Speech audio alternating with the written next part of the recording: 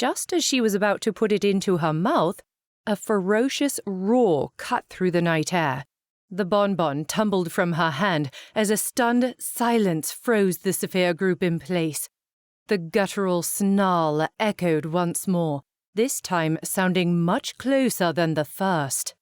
Sabine reflexively reached for Ziri's arm, finding shelter next to her.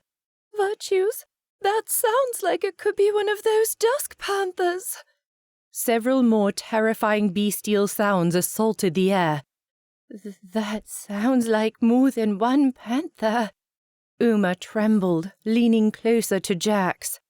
Human shouts and cries joined the frightening night symphony.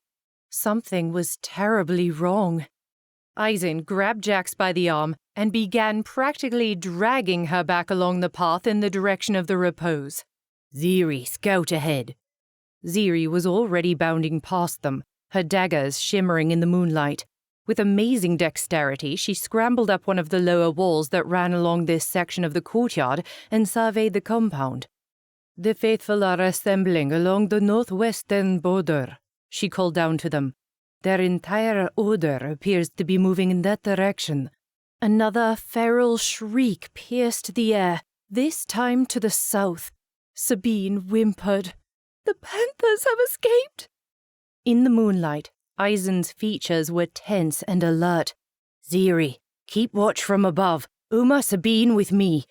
Struggling against Aizen's firm grip, Jax tossed a look over her shoulder and saw that Sabine and Uma's hands, empty of food, now held short swords.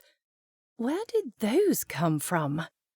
Jax's question went unanswered as her friends circled around her. With surprising speed for their tight-knit formation, they moved Jax across the courtyard so quickly that her feet barely felt like they touched the ground.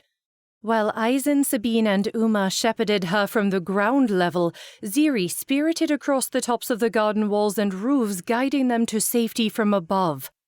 Harsh snarls haunted their every move, coming now from every direction, interrupted every so often by panicked shouts. Stop, Ziri called from above.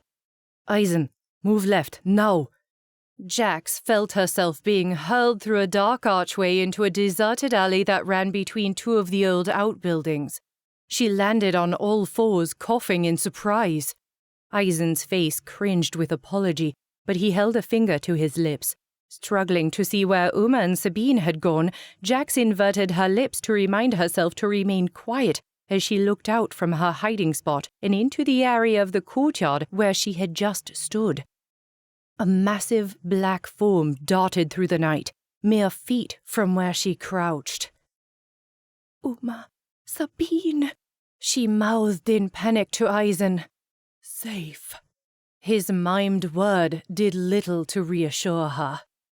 They waited in silence until Ziri's shaky voice came from overhead. We need to move.